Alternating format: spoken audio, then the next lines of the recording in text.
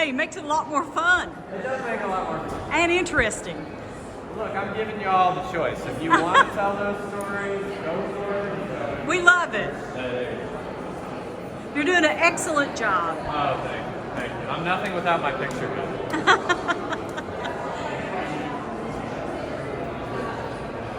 Alright, now we're going to move upstairs to the rotunda. As we're passing through, this is Massachusetts statue of Samuel Adams, who did more than just embroidery, apparently.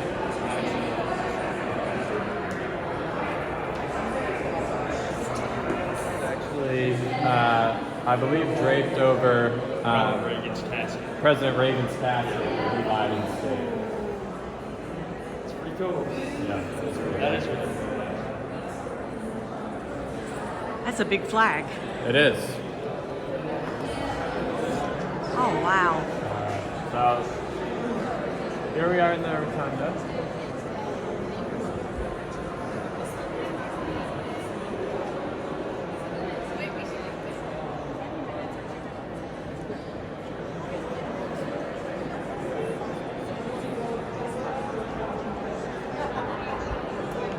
All right. So we're losing the rest.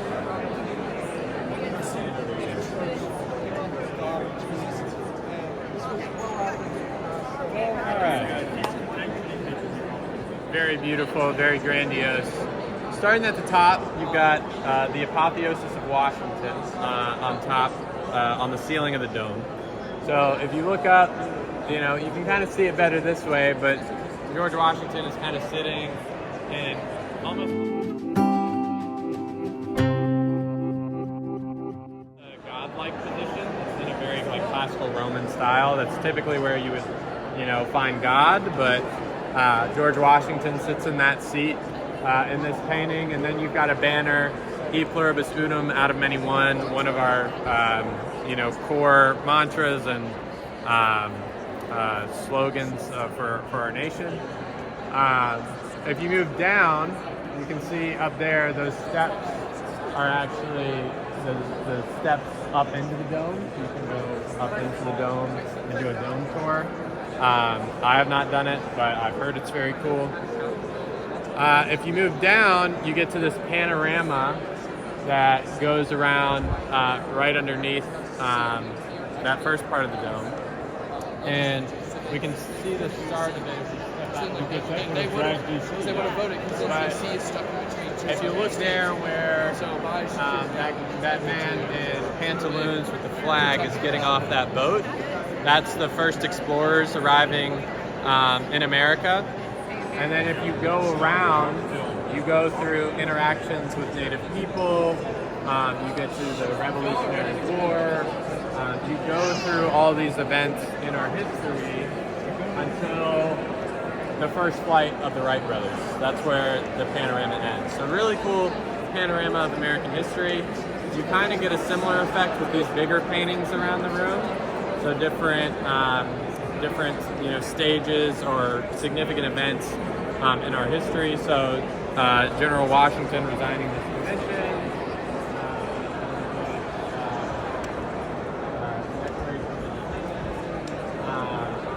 You know, all these portraits are very significant events.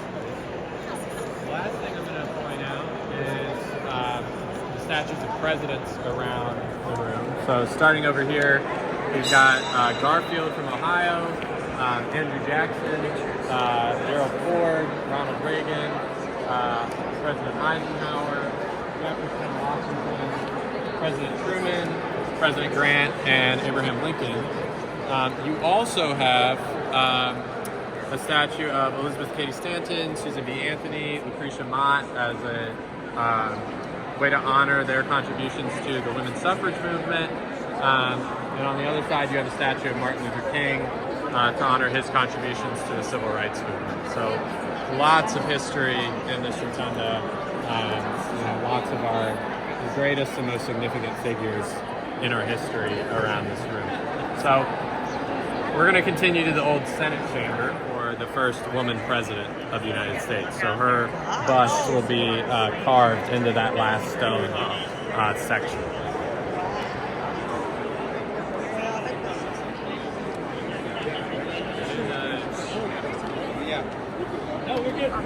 This is y'all's store. Something cool that I like to point out, the top of these pillars, those are tobacco flowers. Tobacco flowers.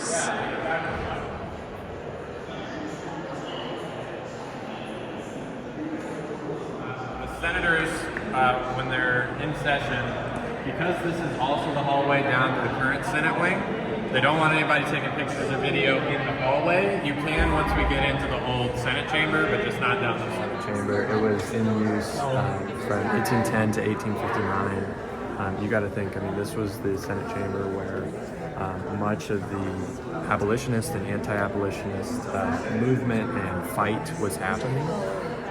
So very significant place for our country's history and that struggle throughout that period. When the Senate moved into the Senate extension, where the current Senate chamber is in the 1860s, because that's when the extensions were constructed and the new dome was put in place. The Senate actually left this room, and the Supreme Court moved in here, and they were in here from 1860 to 1835 or 1935. Excuse me. So pretty cool. Thank you.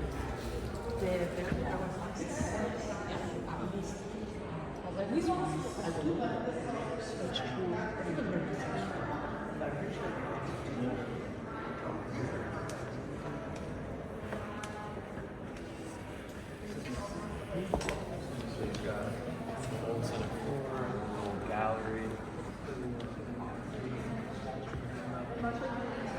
I think this golden eagle with George Washington behind it is just so cool. Yeah, that's pretty. This is another very popular.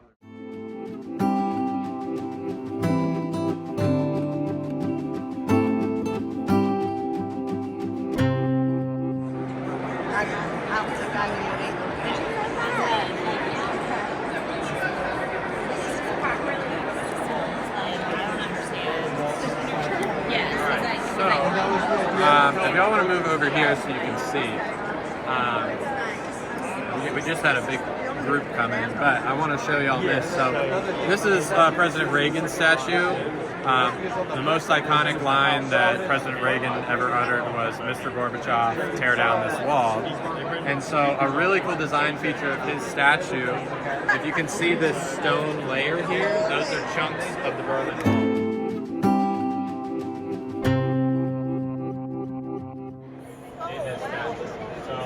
Super cool aspect of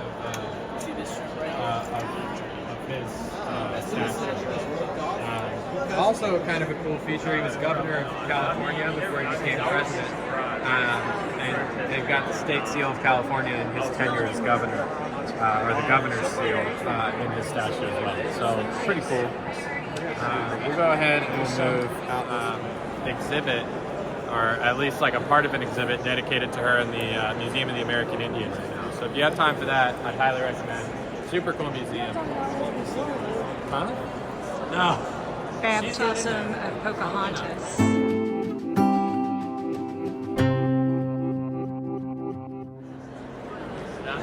She's not in there.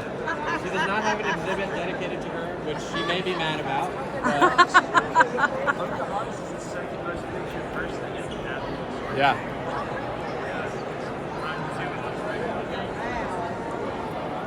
Look to your right, this is Mike Johnson's office, Speaker of the House. So he might be in there crying because the Senate's tearing up the bill and he worked really hard. Oh. Boo hiss. We'll pray for him. Boo hiss. This was the original House floor. So we were just in the original Senate wing. This was the original House wing. It's not set up like the Senate wing like it was back in the day. So picture there's a canopy and a seat where the speaker presides. That's kind of how the room would look back in the day. If you can imagine where that opening is, there being kind of a backdrop similar to what the current House floor has, where the speaker would be presiding. But cool, some very cool details in this room. first of all, with the floor, they couldn't restore the entirety of the old floor, but the black squares are from the original floor. And every once in a while, let me see if I can point one out here. Let's see. Oh, right here. And so he would go hang out in there with. If you see right there, there are these plaques on the floor, and I think there are 6 of them, and it's members of the House of Representatives that served in this room that went on to be President of the United States. And this is where they sat. So James Buchanan sat right there when he was serving in the House. President Polk sat right there. The coolest one, and it's open.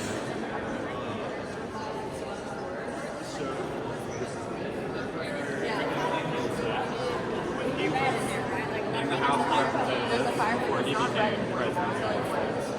So, very, very cool. And these statues you see around the room are those statues that we'll see in North Carolina.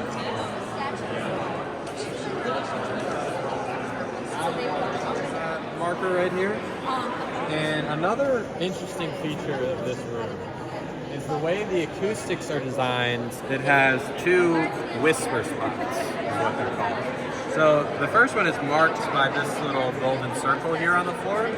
But basically, the way the acoustics of the room are, you can stand right there and whisper, and the person standing in the other whisper spot can hear you from across the room. Interesting. It's pretty wild. You tested it, obviously. I've tested it. It does work. It's kind of trippy. But the rumor is that John Quincy Adams, because his seat was right there, would listen in on conversations happening on the other side of the floor. Now, I don't know the validity of that, but seems reasonable enough. Maybe it happened, maybe it didn't. But pretty cool feature.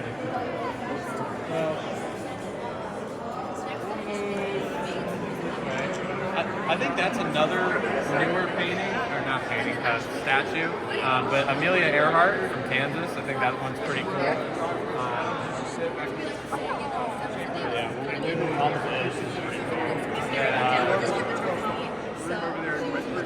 The ones that I recognize. Yeah. The ones I don't, I'm like, should have more famous people.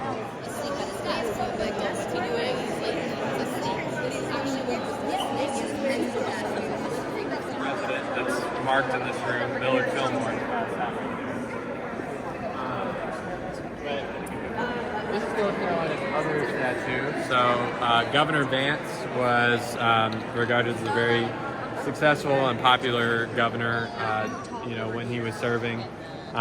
So that's North Carolina's other contribution. To be honest, I don't know much about him other than the fact that he was governor. Maybe you can help me out with this. But There's not much great things to be said about him other than governor, but he was the grand dragon of the KKK. Oh, that's an interesting. Vance. Governor Vance. Grand dragon. Yeah, I looked it up on Wikipedia, so it could be right, could be wrong. yeah, I think I'm a bigger fan of Billy Graham. Yeah. But maybe they'll put one of the Wright brothers out. Yeah, that'd be cool. Yeah. They'll switch them out.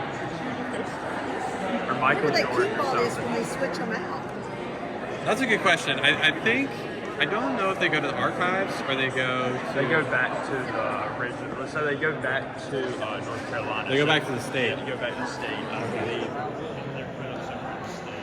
That's the last one. You know who? As long as you want. I mean, I'm pretty sure it takes a vote by the General Assembly in the state to switch the statues that are in the Capitol. So, like, in North Carolina, and I think this is how Congressman Moore contributed to it. He was in the House when... He was the Speaker of the House. He was the Speaker of the House when it was like getting voted on to switch out that statue, and so that's how he contributed to getting Billy Graham up here. But yeah, it takes a vote in the state legislature to change it out. Piece of history around this room. We got I've read the parts of there. One of the cool things or interesting things I like to mention is you don't have to be born in the state for that state to put you up as one of its statues. So, for example, Mary McLeod Bethune, who co-founded Bethune-Cookman College, she is a statue for Florida, but she was actually born in South Carolina. And President Jackson, he's one of Tennessee's statues, but he is also believed to be born in South Carolina. So I like to joke that we have 4, but that's neither here nor there. It's not a competition, but.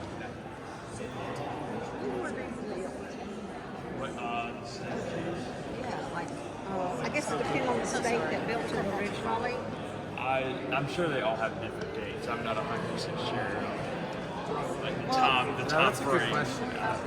Well, I'm just curious, like, did each state correct this thing and then it was brought, I guess, I think so. I think each state is responsible for the design of it. Like they approve the design of the actual statue. So it's probably done by an artist in that state, I would assume.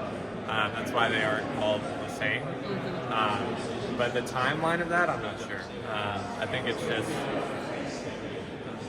I think the state legislature commissions a statue and they select somebody to do it. But I'd be interested to look more into that process.